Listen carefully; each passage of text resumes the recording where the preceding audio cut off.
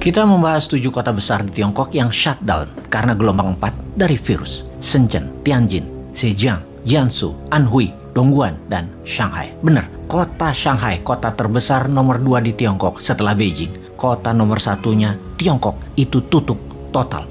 Shanghai itu New York-nya Amerika. Begitu total lockdown, sangat mengerikan efeknya. Bukan saja pandeminya, namun efek ekonomi ke dunia.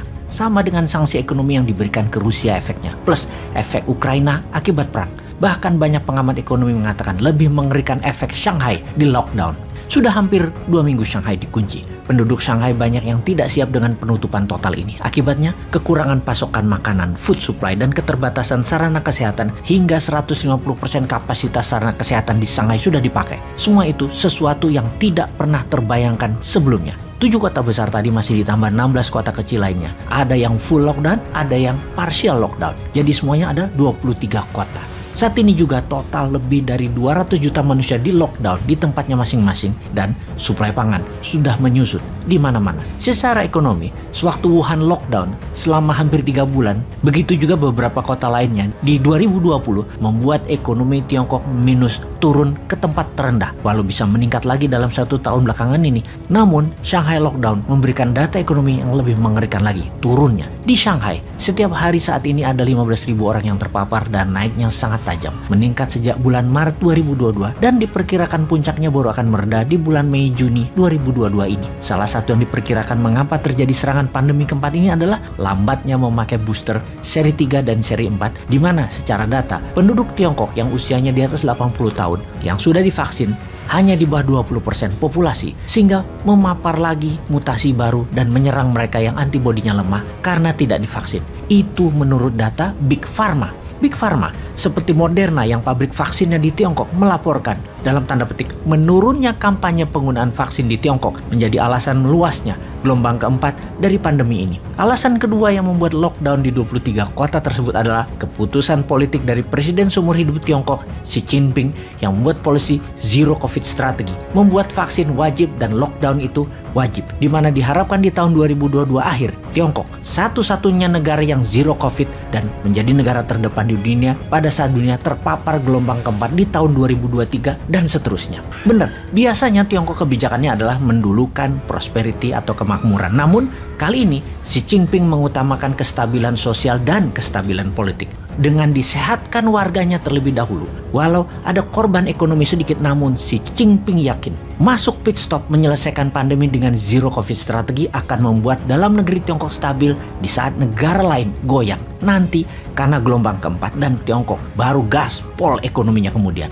Kembali ke efek ekonomi karena Shanghai di lockdown, di mana pelabuhan Shanghai adalah pelabuhan kontainer tersibuk di dunia. Masuk harus di stop sampai waktu yang belum ditentukan. Eropa gemetar saat ini, juga Amerika, Asia Barat, dan Afrika. Di sisi pertumbuhan ekonomi dunia, Tiongkok adalah major drive atau pendorong terbesar dunia. Jika Tiongkok melambat, dunia melambat 2 kali lipat minusnya dan bisa berefek dunia akan resesi, bahkan akan depresi. Peristiwa tahun 1929 dan 1930 di Wall Street menghantui dunia saat ini. Masa Great Depression Jilid 2 bisa terjadi. Ditambah perang Ukraina adalah perang panjang.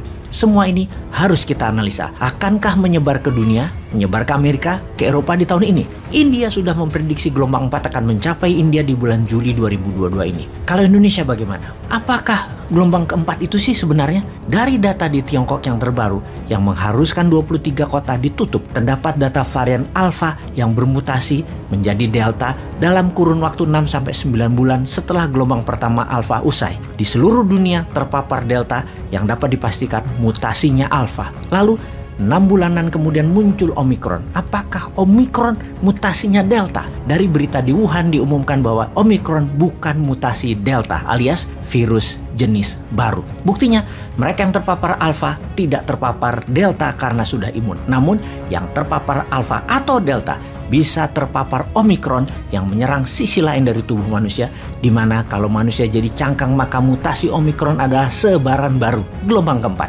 Data terbaru dari Shanghai, gelombang 4 merupakan Delta Omicron, juga Omicron gelombang 3. Di sisi vaksin, vaksin 1 dan 2 adalah untuk Alpha dan Delta. Vaksin booster 3 dan 4 adalah untuk Omicron. Itulah info mengapa topik Shanghai dan 23 kota Tiongkok Di dalamnya 7 kota besar di lockdown kita diskusikan kali ini. Kembali ke pertanyaan, apakah akan menyebar lagi ke seluruh dunia juga Indonesia Wuhan virus gelombang 4 ini?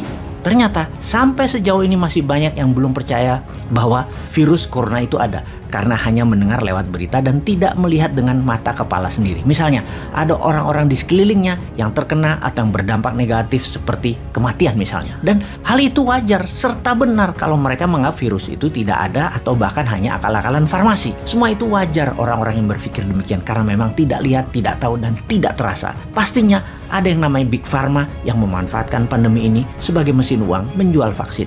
Sebuah cara yang katanya membuat tubuh manusia jadi kuat, antivirus. Ke Indonesia sekarang, kebijakan pemerintah Indonesia karena menganggap Omikron siklus terakhir dan tidak ada virus-virusan lagi, sudah jadi flu, sudah jadi endemi. Maka secara kebijakan publik saat ini, semuanya sekarang dibuka, dilonggarkan, digaspol. Sudah terbuka, tatap muka sekolah dan semua acara publik, tempat publik sudah bebas. Secara pribadi, saya mendukung 100% kebijakan ini. Namun, kewaspadaan harus tetap dijaga. Bukan hanya masalah masker, vaksin, tetapi menjaga natural imunitas itu wajib. Sungguh, kita males sudah membahas bahwa virus ini buatan manusia atau asli dari alam. Kita juga males membahas apakah ini diciptakan untuk memperkaya Big Pharma atau Big Pharma bukan pencipta virus namun pandai memanfaatkan kekuatan vaksin dengan memanipulasi banyak negara. Kita sudah bahas lama, kita sudah punya solusi banyak. Yang pasti, kita saat ini hidup di dalam VUCA world. Zaman VUCA adalah zaman volatility,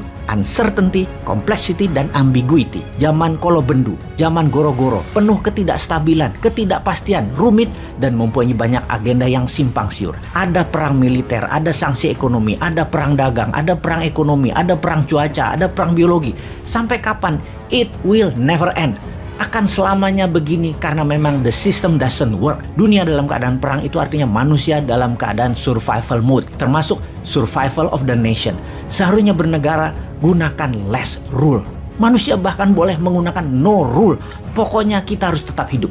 Lebih baik lagi bukan hanya sekedar hidup, kalau bisa menjadi penyelamat manusia lainnya. Kemudian bisa menjadi yang terbaik keluar dari masalah, menjadi solusi. Permasalahan dunia saat ini, efek dari pandemi 2 tahun, efek dari digital disrupsi, efek dari perang dagang dan perang militer di Eropa Timur saat ini, efek dari jebakan hutang Tiongkok, efek dari mulai lemahnya kekuatan militer Amerika di dunia, efek mulainya ada penantang New World Order dan ketidaktaatan pada sistem dunia yaitu taat pada dolar, tidak taat lagi pada SWIFT, tidak taat lagi pada Big Pharmacy. Semua sudah mulai gerak dan melawan, terutama negara-negara yang pemimpinnya berdaulat. Mereka semua melawan. Dunia yang volatility, uncertainty, penuh dengan rebel, gerakan resilience dengan insurgensinya, macam-macam terjadi di dunia saat ini. Ada perang terjadi di Palestina dengan Israel, Saudi dengan Yaman, ISIS dengan Suriah, Kurdi dengan Irak, Uighur dengan Tiongkok, Nepal dengan Tiongkok, Jepang dengan Rusia di Kuril Island, Timor Timur bersih tegang dengan Australia, urusan Timor Gap yang disedot habis Australia,